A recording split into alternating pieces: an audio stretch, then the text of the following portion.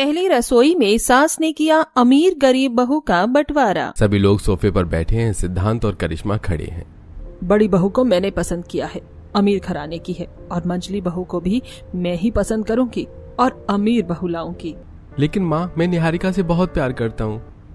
Ruby, मान जाओ ना सिद्धांत की बात। और फिर हमें लड़की देनी थोड़े ना है, लड़की लानी है। तो फिर क्या फर्क पड़ता है कि अमीर है या गरीब। माँ मान जाओ ना, पापा बिल्कुल सही कह रहे हैं। जब तुम सबने मिलकर फैसला कर ही लिया है तो मुझसे क्यों पूछ रहे हो? जो करना है करो। रूबी गुस्से में वहां से चली जाती है। फिर इसी तरह कुछ दिन बीतते हैं और शादी होती है। रूबी की एक बहू अमीर तो दूसरी गरीब होती है और घर में गृह प्रवेश होता है।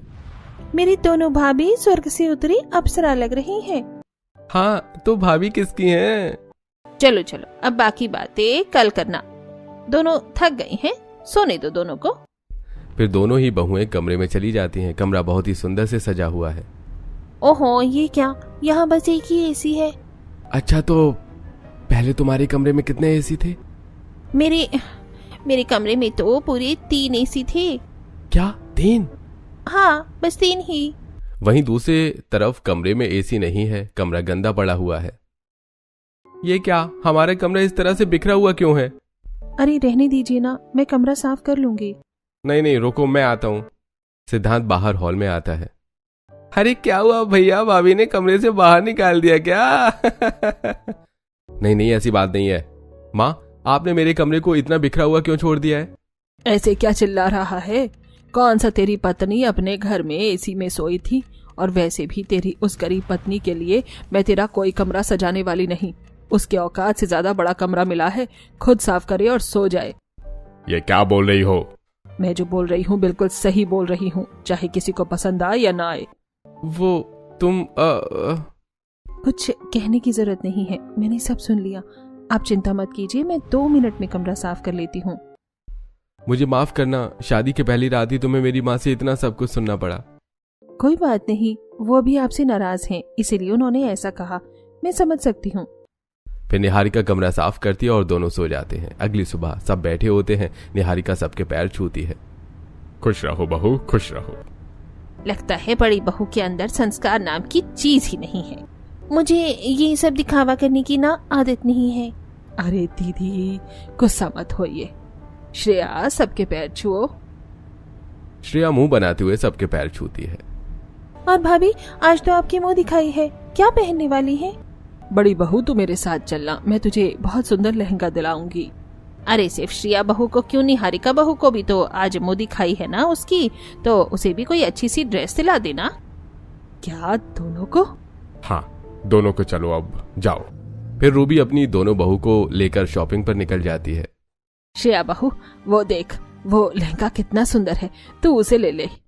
नहीं माँ, वो मेरे टाइप का नहीं है। अच्छा ठीक है, तुझे जो पसंद आए तो वो ले लेना। फिर रूबी श्रेया को मन पसंदीदा लहंगा और मेकअप ज्वेलरी सब कुछ दिलाती है और फिर मॉल से कुछ दूर जाने के बाद फुटपाथ पर दुकान के सामने। जाने हारिका, तू भी जाकर इस दुकान से अपने कपड़े ले ले। और हाँ, ये ले 2000 रुपए। इसी के अंदर तुझे जो खरीदना है खरीद ले। ये 2000 भी तेरे लिए बहुत ज्यादा हैं, तेरी औकात के हिसाब से हैं, लेकिन कोई ना, जा ले ले इससे ही अपने कपड़े। निहारिका 2000 रुपए लेती है और मुंह दिखाई के कपड़े खरीद कर शाम होते होते तीनों घर आ जाते हैं और मुंह दिखाई की रस्म शुरू होती है। श्रेया लहंगा पहनकर जेवरातों से सजी हुई होती है और निहारिका साड़ी पहनकर सिंपल तरीके से तैयार होती है। दोनों बहुएं कितनी प्यारी लग रही हैं। हाँ, दोनों अच्छी लग रही हैं, लेकिन श्रेया बहू तो अलग ही खिल रही है। इतने मेकअप गहना, इतना महंगा लहंगा पहनकर तो कोई भी अच्छा लग सकता है। वो अमीर खानदान की बहू है, अब अच्छे से तैयार तो होगी ही। अमीर खानदान की बहू तो निहारिका भी है, लेकिन देखो सादगी में कितनी सुंदर लग रही है। हाँ, ये बात तो बिल्कुल सही है। वैसे रूबी, तेरे से अच्छी पसंद तो तेरे बेटे की है। तेरे बेटे ने क्या बहू पसंद की है तेरे लिए, जो पैसे भी बचाती है, वरना श्रेया तो बस उड़ाती है। इसी तरह सभी लोग निहारिका की तारीफ करते हैं, जिससे रूबी बहुत ज्यादा चिढ़ती है। मुंह दिखाई की रस्में खत्म होने के बाद सभी अपने अपने घर चले जाते हैं। रात को परिवार के लोग, चलो अब हम लोग भी चलकर सो जाते हैं, कल बहुओं की पहली रसोई है। हाँ, अब कल टेस्टी टेस्टी खाना खाने को मिलेगा। अरे वो नहीं, कल बहू की पहली रसोई नहीं होगी, बहू की पहली रसोई परसों होगी। अरे ऐसा क्यों? पहली रसोई का मुहूर्त कल का ही है। आपको तो अपनी बहू की जरा सी भी चिंता नहीं है। हल्दी, मेहंदी, शादी, मुंह दिखाई, इतनी सारी रस्मों में बहुएं थक नहीं गई होंगी कि अब कल ही पहली रसोई भी रख दें। परसों होगी पहली रसोई, ताकि मैं रसोई का अच्छे से बंटवारा कर सकूं। फिर सभी लोग रूबी की बात मान लेते हैं और इसी तरह कुछ दिन बीतते हैं और अब पहली रसोई की घड़ी आ जाती है। मुंह दिखाई के दिन उस गरीब लड़की की तो तारीफ मैंने सुन ली, लेकिन अब नहीं। अब मैं देखती हूँ कि वो अपनी पहली रसोई पर अच्छा खाना कैसे बनाती है। रूबी किचन में जाती है और सारा सामान इधर उधर करने लगती है और बीच में एक रेखा खींच देती है। ये है अमीर बहू की रसोई और ये है गरीब बहू की रसोई। अब देखती हूँ वो गरीब लड़की कैसे अच्छा खाना बनाती है। अब तो मेरी अमीर बहू की ही तारीफ होगी। दोनों बहुएं किचन में आती हैं। देखो बहू, ये है श्रेया तेरा सामान, तुझे इससे खाना बनाना है। तेरा जो मन करे वो बना लेना। क्या मुझे खाना बनाना होगा? अरे तू ये मजाक कर रही है क्या? पहली रसोई पर तो खाना बनाना ही होगा। निहारिका तू सुन, ये जो थोड़े बहुत सामान है ना, उसी से तू बनाना खाना। और हाँ, इसके अलावा और कोई सामान मत लेना किचन से। लेकिन इतने से सामान से मैं खाना कैसे बनाऊंगी? और फिर आपने ये किचन का बंटवारा क्यों किया है? तेरी इतनी हिम्मत कि तू मुझसे सवाल पूछती है। मेरी मर्जी मेरा मन, कर दिया मैंने किचन का बंटवारा। अब शांति से जितना सामान तुझे दिया है उसी में खाना बना, और अगर नहीं बनाना तो मत बना। लेकिन ये बात बाहर किसी को पता नहीं चलनी चाहिए। इतना कहकर रूबी वहां से चली जाती है और अब दोनों बहुएं क्या बनाएं ये सोचने लगती हैं। माँ जी ने तो इतना सा ही सामान दिया है, अब इसे मैं क्या बनाऊं? किचन के दूसरी तरफ, ओहो, माँ जी ने इतना सारा सामान दे दिया, लेकिन मुझे तो कुछ आता ही नहीं है बनाने के लिए। मेरे घर में तो इतने सारे सर्वेंट होते थे कि मुझे पेट पर ही पानी मिल जाता था, और अब मुझे खाना बनाना पड़ेगा। मुझे तो कुछ आता भी नहीं है, क्या करूं? हाँ, एक काम करती हूँ, मैं इससे रोटी और खीर और सब्जी बना लेती हूँ। इन सारे सामान से ये तो बन ही जाएगा। एक काम करती हूँ, यूट्यूब से देख लेती हूँ। यूट्यूब से देखकर खाना बनाना तो बड़ा ही आसान है। फिर मैं सबको अपने हाथों का जादू दिखाऊंगी। ये सोचकर दोनों बहुएं अपने अपने काम में लग जाती हैं, श्रेया फोन देखते हुए। अच्छा, अब क्या डालना है इसमें? आटा। आटा कहाँ है? अच्छा, वो ऊपर आटा है। अरे, मेरा तो हाथ ही नहीं पहुंच रहा। श्रेया आटा नहीं उतार पाती और उसका बैलेंस बिगड़ जाता है, जिसके कारण सारा आटा श्रेया के ऊपर गिर जाता है और साथ ही फोन भी टूट जाता है। ओह गॉड, ये क्या हो गया? आटे के गिरने की आवाज से सभी हॉल में उठ खड़े होते हैं। अरे रूबी, देख किचन में तेरी बहुएं क्या बवाल मचा रही हैं। चलिए किचन में देखते हैं। तभी सभी किचन में आते हैं। श्रेया बहू, तुझे कुछ भी बनाना नहीं आता क्या, जो ये हाल कर रखा है? बहू, आटे से होली खेल रही थी क्या? इतना सारा आटा कैसे गिरा तुझ पर? इसमें मेरी कोई गलती नहीं है, ये इसने किया है। मेरी इतनी टेस्टी खाने से चल रही थी, इसलिए उसने मुझे धक्का दे दिया और आटा और साथ में ये फोन भी टूट गया। लेकिन निहारिका ऐसा क्यों करेगी? हाँ, मैंने नहीं किया है। चुप हो जा, तू नहीं किया होगा। गरीब है ना, इसलिए छोटी सोच है। लेकिन कहा ना चुप, मतलब चुप। जा बहू, अपने कपड़े बदल ले, उसके बाद खाना बनाना। श्रेया कपड़े बदलने रूम में जाती है। माँ जी भी ना कितनी बड़ी पागल है, और साथ ही लालची भी। मैं अमीर घर से आई हूँ, इसलिए उन्होंने मुझ पर विश्वास करके उस बेचारी गरीब निहारिका को डांट दिया। फिर थोड़ी देर में श्रेया कपड़े बदलकर किचन में आती है और दोनों बहुएं खाना बनाकर डाइनिंग टेबल पर सर्व करती हैं। सभी खाना खाते हैं। खाना तो बहुत अच्छा बना है। अरे दोनों ही बहुओं ने बहुत टेस्टी खाना बनाया है। हाँ, खाना तो दोनों बहू का अच्छा है, लेकिन खाना बनाने का असली हुनर तो निहारिका बहू में है। अरे खाना तो श्रेया बहू ने ज्यादा बनाया है, तो फिर निहारिका बहू में खाना बनाने का हुनर क्यों? वही तो, बिना सोचे समझे 7-8 लोगों के लिए इतना सारा खाना बना दिया। अब सुबह के नाश्ते में कोई इतना खाना थोड़ी ना खाएगा, ऊपर से इतना तेल मसाला। लेकिन निहारिका बहू ने ऐसा नहीं किया। कम तेल मसाले में टेस्टी और अच्छा खाना बनाया, जिससे खाना बर्बाद भी ना हो और सबका पेट भी भर जाए। तो हुनर तो निहारिका बहू में हुआ ना। हाँ, ये बात तो है, निहारिका भाभी में तो अलग ही टैलेंट है। अरे तो पत्नी किसकी है? हाँ, तो भाभी किसकी है? इसी तरह हंसी मजाक करते हुए सभी लोग खाना खाते हैं और निहारिका की शादी की का बहुत तारीफ करते हैं। कुछ देर में रात हो जाती है। रात में कमरे में चलते हुए, पता नहीं उस गरीब लड़की में इन लोगों को क्या पसंद आ गया है। जब देखो तब उसकी तारीफ करते रहते हैं। मैं जितना उसका बुरा करने के लिए गड्ढे खोदती हूँ, उतना ही उसका अच्छा हो जाता है। मुंह दिखाई में उसके लिए अच्छे कपड़े नहीं खरीदे तो लोगों को उसकी सादगी की तारीफ करने लग गए। और फिर अब पहली रसोई पर उसे तेल मसाला ही नहीं दिया कि खाना अच्छा नहीं बनेगा, तो लोग उसके हेल्दी खाने की ही तारीफ करने लगे। लेकिन बस अब बहुत हो गया, देखो अब मैं क्या करती हूँ। इसी तरह कुछ दिन बीतते हैं, तब वॉशिंग मशीन के पास। हे भगवान, और लाओ गरीब घर की बहू, वॉशिंग मशीन चलाना भी नहीं आता। माँ जी, वो मेरे घर में वॉशिंग मशीन नहीं थी इसलिए मुझे नहीं आता। अरे जब गरीब घर की थी तू तो तुझे गरीब घर का लड़का पटाना चाहिए था ना। मेरे अमीर घर के बेटे पर अपनी काली नजर क्यों डाली? प्यार का दिखावा कर अमीर घर में मुंह उठाकर चली आई। कुछ आता जाता है या नहीं? तभी करिश्मा आती है। अरे क्या हुआ माँ, आप इतनी तेज क्यों चिल्ला रही हैं? ज्यादा अपने भैया का सपोर्ट कर रही थी ना। देख ले अपने भैया की पसंद, वॉशिंग मशीन चलाना भी नहीं आता। अरे तो क्या हो गया माँ? आइए भाभी, मैं आपको वॉशिंग मशीन चलाना सिखाती हूँ। फिर करिश्मा निहारिका को वॉशिंग मशीन चलाना सिखाती है। इसी तरह कुछ दिन बीतते हैं, तब सब्जी के ठेले पर पड़ोसन श्रेया और निहारिका। कहिए कौन सी सब्जी दूं? मुझे ना सारी सब्जी दे दीजिए, एकदम ताजी ताजी। अरे सारी सब्जियां लेकर अचार डालोगी क्या, या सब्जी लेने नहीं आती? अरे आंटी आप बकवास मत कीजिए, मेरा मूड मत खराब कीजिए। अपने काम से काम रखिए। और हाँ, पहले मैं सब्जी लूंगी, उसके बाद ही आप लीजिएगा। तब श्रेया सब्जी लेकर चली जाती है। ये भगवान, इसके अंदर तो बड़ों से बात करने की थोड़ी सी भी तमीज नहीं है। कोई बात नहीं आंटी जी, आप सब्जी ले लीजिए, उसके बाद मैं लूंगी। एक ही खानदान की दोनों बहू हैं, लेकिन इन दोनों में तो जमीन आसमान का फर्क है। एक संस्कारी सुशील तो दूसरी खाने को दौड़ती हैं, और रूबी सोने के चक्कर में हीरे जैसी बहू को भी दखल कर दी है। इसी तरह धीरे धीरे कुछ दिन बीतते हैं और आस पड़ोस सभी के मन में निहारिका के लिए प्यार की भावना बन जाती है, और श्रेया के लिए ताने जो श्रेया और रूबी को पसंद नहीं आता। इसी तरह एक दिन, मेरे बॉस शाम को घर आने वाले हैं तो खाने की तैयारी कर लेना। हाँ, इस बार कोई गड़बड़ मत कीजिएगा माँ, वरना प्रमोशन नहीं मिलेगा। बॉस यूरोप से आ रहे हैं। ठीक है, तो तुम दोनों बहुएं मिलकर अच्छा अच्छा खाना खाने को बना लेना। फिर दोनों ऑफिस चले जाते हैं। तभी किचन में अकेली रूबी। बाहर से बॉस आने वाले हैं, इस बार तो मैं अपनी लाई हुई अमीर बहू की तारीफ करवाऊंगी सबके सामने। एक काम करती हूँ, ये जो गरीब लड़की है ना, उसको जो भी मैंने थोड़ा बहुत सामान दिया था ना, उसमें से भी कटौती कर लेती हूँ। फिर देखती हूँ कैसे बनाती है वो अच्छा खाना। ऐसा कहकर सा रूबी सामान छुपाती है।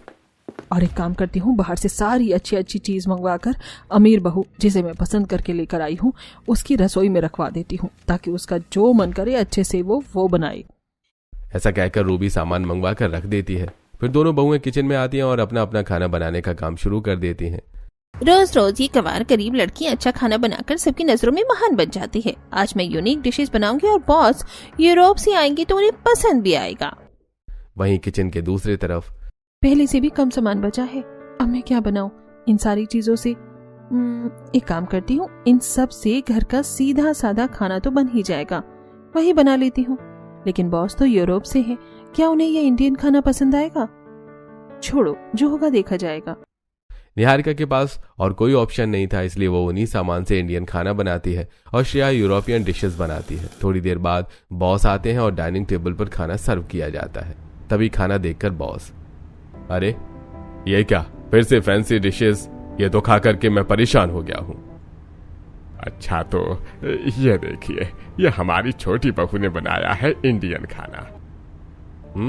इंडियन खाना देखकर तो मेरे मुंह में अभी से ही पानी आ रहा है। कितने दिन हो गए थे इंडियन खाना खाए, अब आएगा मजा। इंडियन खाने की तो बात ही अलग है। इसी तरह से तारीफ करते हुए बॉस निहारिका के हाथों से बना खाना खाते हैं और सिद्धांत का प्रमोशन करके चले जाते हैं। तभी किचन में निहारिका, रूबी, श्रेया। इतनी सारी चीज दी थी मैंने तुझे खाना बनाने के लिए, और तूने मेरी नाक कटवा दी सबके सामने। तुझे खाना बनाना नहीं आता क्या? हाँ तो मैं यहाँ क्या खाना बनाने के लिए आई हूँ, और अगर इतना है तो खुद खाना बना लिया कीजिए। इतना कहकर श्रेया गुस्से में वहां से चली जाती है। माँ जी आप गुस्सा मत कीजिए, मेरे सामने महान बनने की जरूरत नहीं है। इसी तरह कुछ दिन बीतते हैं और रूबी कार ड्राइव करके किसी पार्टी में जा रही थी कि तभी उसका एक्सीडेंट हो जाता है।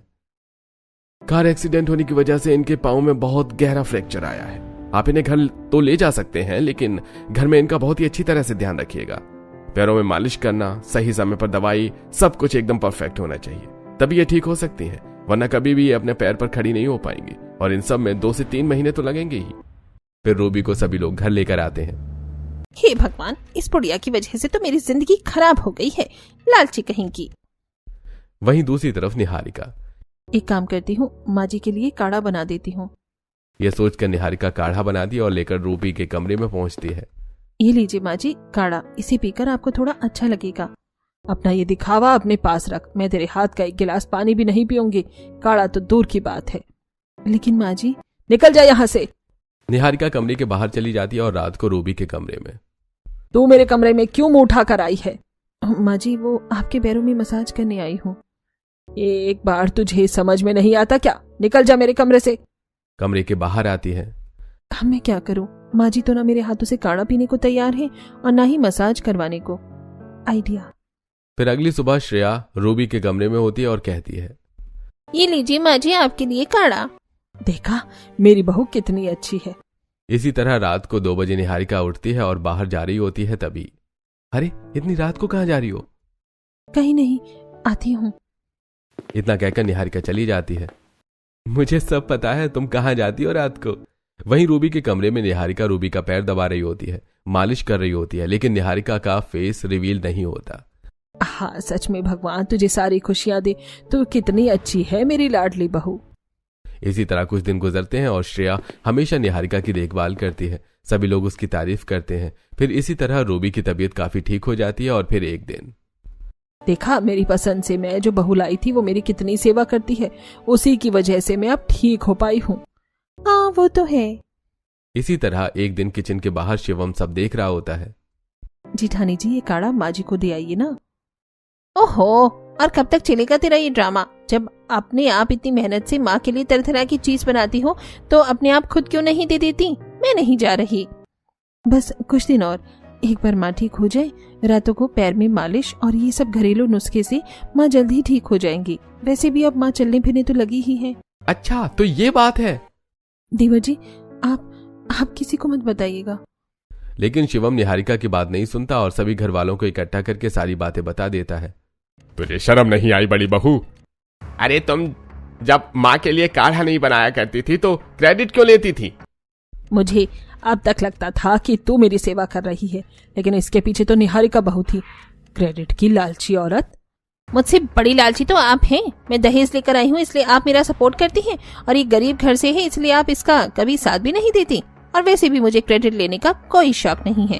वो तो आप इसके हाथ से कुछ लेने को तैयार नहीं थी, बस इसीलिए मुझे ये सब करना पड़ा। इतना कहकर श्रेया गुस्से में वहां से चली जाती है। तुम छोटी बहू के साथ वो गरीब है इसलिए ऐसा करती थी। मुझे तुमसे ये उम्मीद नहीं थी। तुम मेरी नजरों में आज गिर गई हो।